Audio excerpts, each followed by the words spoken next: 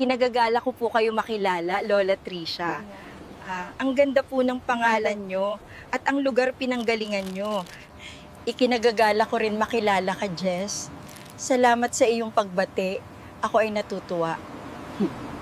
Ituturing kong aking pamilya si Jess. Ituturing kong aking pamilya si Lola Tricia.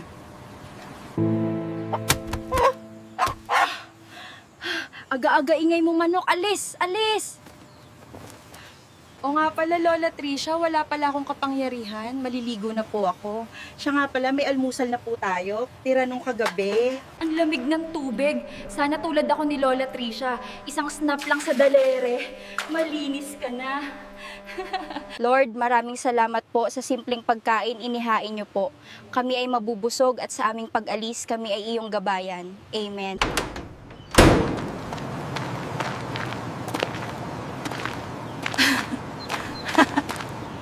Ayun, Lola Tricia. Oh, basahin nyo nga. Oo nga, Jess, ang laki.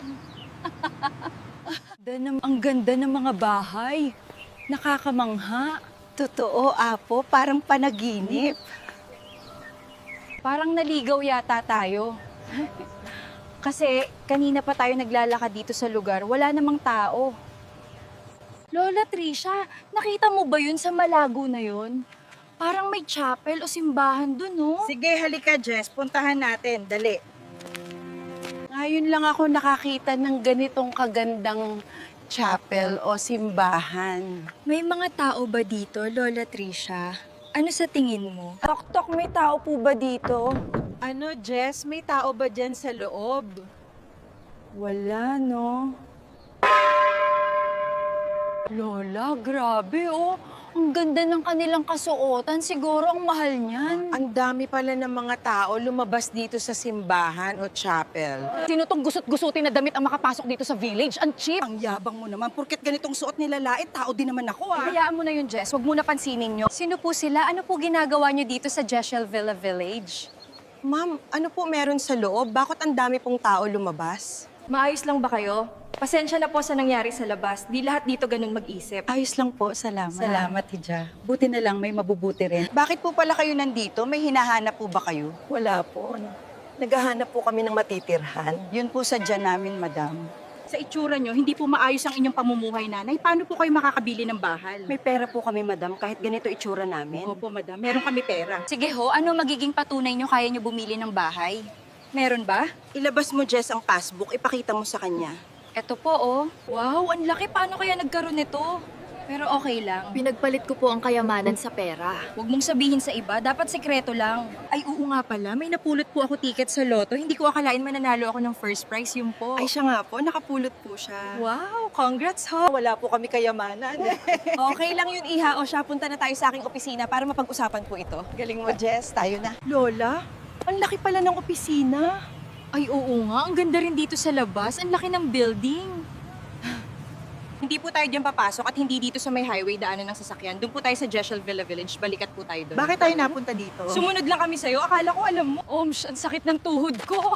Akala ko naman, Lola, alam mo ang opisina na naligaw tuloy tayo. Malay ko ba kung hindi yun, sinundan ko lang yung araw. O siya, nandito na po tayo. Ayan po, sa harap niyo ang opisina po namin. Ah, dito po ba? Ang ganda. Oo nga, maganda nga siya. Maupo muna kayo sa upuan, ma'am. Maraming salamat po. Ito po yung mga larawan ng mga bahay.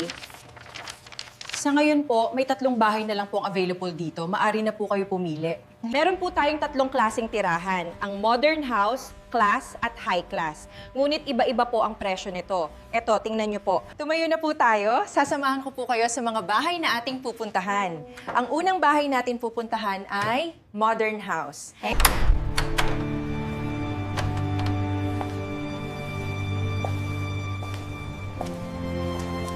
Wow, ang ganda. Oo, katig. Oo nga, nakakamangha. Etong modern house na to ay nag-iisa na lamang. Sa dami na kumuha nito, lahat sila ay bayad na. Ang bahay na yan ay nagkakahalaga na 2.2 million pesos. Kaya po ba? Mapapasana all na lang. Kayang-kaya po. Ngayon po ay nakita nyo ang modern house. Lilipat na po tayo sa class house at ituturo ko po sa inyo ang daan. Nandito na po tayo sa class house. Elegante siya at magandang bahay. Pwede pang bakasyunan. Sana all ganito kaganda ng bahay. Hayop sa ganda. Mala senyorita ang dating. Ngayon lang po ba kayo nakakita ng ganitong villa, ang class house, Lola at Jess? Opo. Ito pala ang class house. Parang mansion ng peg. Alam nyo mga apo, ang lugar ng pinanggalingan ko ay puno ng paraiso. Isang magandang lugar na hindi nyo pa ito nakikita at naputunta. Dito na po tayo, Jess at Lola Tricia. Pumasok na po tayo sa loob ng bahay para makita nyo ang loob ng villa class house. Okay, sige po. Handa na po ba kayo makita ang loob, Jess at Lola Tricia? Game ka na ba, Jess? Game na! Ano to, Lola? Laro? Wow, Lola, ang ganda dito sa loob. Ang laki ng upuan, pang-class talaga. Lalo na ang hagdan, ang ganda. It's amazing. Halala. Umamay, nakakamangha ang ganda. Nakakahiya mag-CR sa ganda nito. Saan po kayo galing, Lola Tricia? Galing ako sa CR, anak. Naihi na kasi ako, kaso nakakahiya. Pinigilan ko na lang. Sana sa ganito kataas, matatanaw ko sila kung nasaan man sila. Kumusta na kaya ang mga pamilya ko sa Kalawakan? Makikita nyo rin sila. Malaki po ang lawak ng bahay na to at nakikita nyo, 3 story po ang laki ng bahay. Oo nga po, ang laki at ang ganda Excited pa. ako dito, Lola.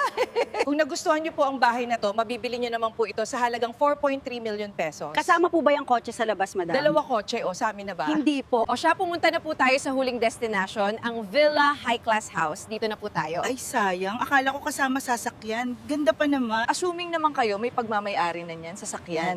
Nagtatanong lang naman po kami, madam, kaya naman naming bumili niyan.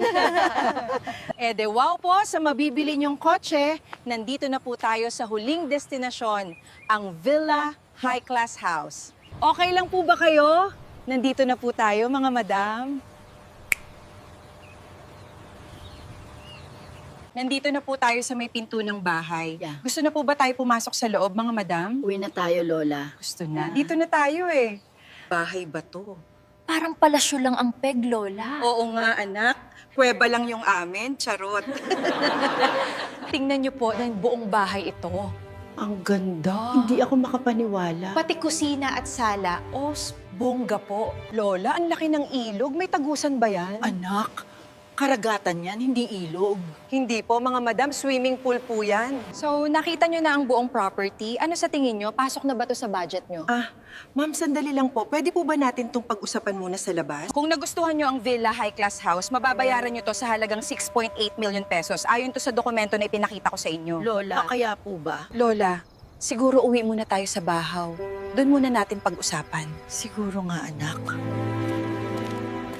Sa tingin mo, Lola, mapagkakatiwalaan ba siya o modus lang yung mga bahay? Hindi naman siguro, anak. Magaling naman siya makipag-usap sa atin. Lola, malapit na tayo sa bahay. Bilisan natin ang paglalakad. Hinay-hinay lang, anak. May edad na si Lola. Ang baho ng utot mo, Lola, habang naglalakad tayo. Natatain na yata ako. Anak, pasok na tayo sa bahay.